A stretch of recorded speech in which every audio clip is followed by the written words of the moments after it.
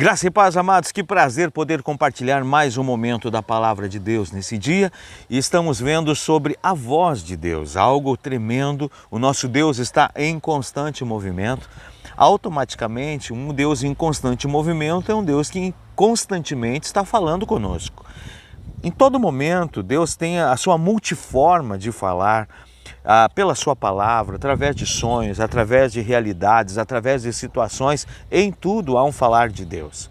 Só que precisamos entender que a voz do Senhor não é simplesmente uma voz. Precisamos reconhecer que a voz do Senhor, ela precisa ser ouvida, precisa ser aceita como sendo a voz do Senhor. Precisamos obedecer e essa voz fará com que a gente siga a Jesus.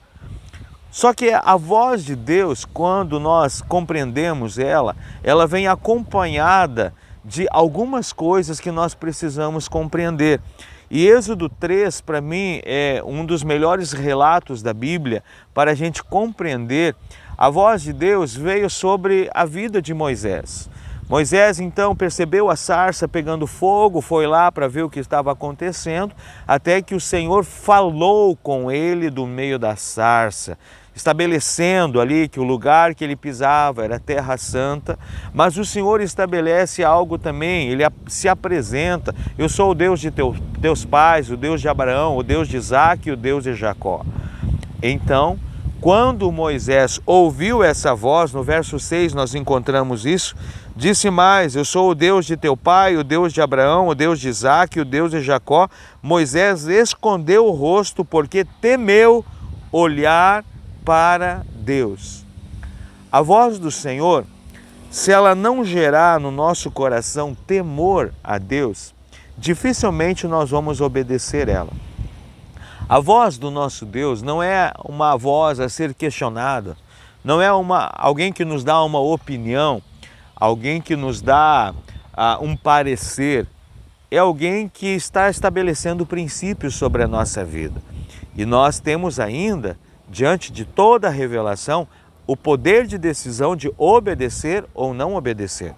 Como é importante a gente entender que essa voz precisa gerar temor no nosso coração. A Bíblia, quando lemos, ela não pode ser lida como um livro qualquer. Precisamos da revelação do Espírito para compreendermos ela, porque ela se discerne espiritualmente. Agora, quando entendemos a voz do Senhor, o temor por essa palavra precisa estar no nosso coração. Não bastando isso, quando veio a voz de Deus sobre Moisés, Moisés reconheceu que era a voz do eterno Deus. Moisés temeu a Deus.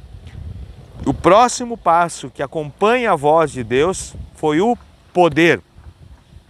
Veio um poder sobre a vida desse homem para que ele pudesse obedecer essa voz. Eu acho tão tremendo isso, porque Moisés começa a colocar desculpas. Senhor, como que eles vão saber que tu apareceu para mim? Que o Deus dos hebreus apareceu para mim. E aí Deus fala para ele: o que tu tem na mão aí? Bordão, joga no chão. Se transformou numa serpente e a Bíblia diz que Moisés fugia dela. O Senhor disse: pega pela cauda. Ele pegou pela cauda e se tornou novamente no seu bordão. O Senhor disse: mete a mão na túnica, no peito, e ele meteu a mão, saiu leprosa. O Senhor diz: mete de novo. E ele meteu e saiu como estava o restante do seu corpo, limpo. Não bastando isso, o Senhor disse: olha, você vai tirar um pouco de água do rio e vai despejar na terra, e aquela água se transformará em sangue. Então, o que Deus deu? O que a voz de Deus acompanha? A voz do Senhor é estabelecida sobre a nossa vida. Entendemos, ouvimos, aceitamos, precisamos temer essa voz. Quando tememos essa voz, o Senhor nos dá poder para realizar o que a voz do Senhor está pedindo para mim e para você. Nós não temos nem tempo de entrar nessa parte do poder de Deus. Mas a Bíblia diz: a todos quantos o receberam, deu-lhes o poder de serem feitos filhos de Deus. Atos 1:8, mas recebereis poder ao vir sobre vós o Espírito Santo, e ser-me-eis minhas testemunhas, tanto em Jerusalém, Judeia, Samaria e até os confins da terra.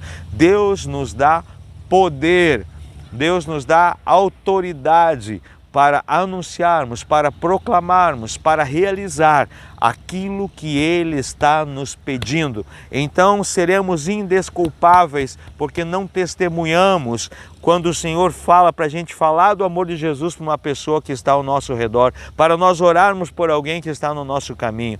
Se o Senhor pede para nós orar, virá o seu poder sobre a nossa vida e o Senhor realizará ali milagres. Quando o Senhor fala, obedecer é a única saída, porque o Senhor nos dará poder. Eu consigo curar alguém? Não consigo curar ninguém, mas o poder de Deus conquistado na cruz do Calvário sobre as nossas vidas, onde Isaías 53 vai descrever que Ele levou sobre si todas as nossas dores, todas as nossas enfermidades, esse poder que está sobre a sua igreja, as portas do inferno não prevalecem contra a igreja do Senhor Jesus, que exercita, que entende, aceita e entende a voz do Senhor, que teme para obedecer, que se propõe para obedecer e é revestida de poder para realizar a obra do Senhor.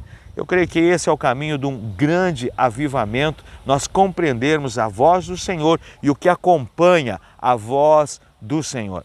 Quero orar com você nesse dia. Pai, obrigado, Senhor, pela Tua palavra, palavra que nos dirige, nos orienta, nos fortalece, palavra, Pai, que direciona o nosso ser, a nossa vida.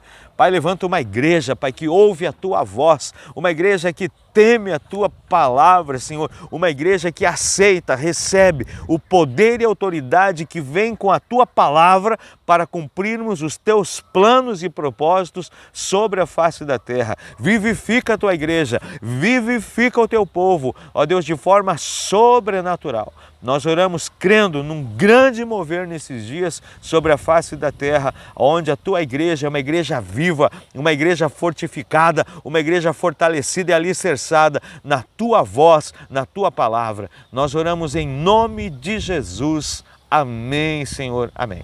Amém? Que Deus te abençoe, um forte abraço. Deus te abençoe de uma forma sobrenatural e possa te usar de uma forma muito preciosa, cheio de poder e autoridade vindo do céu sobre a sua vida. Deus abençoe.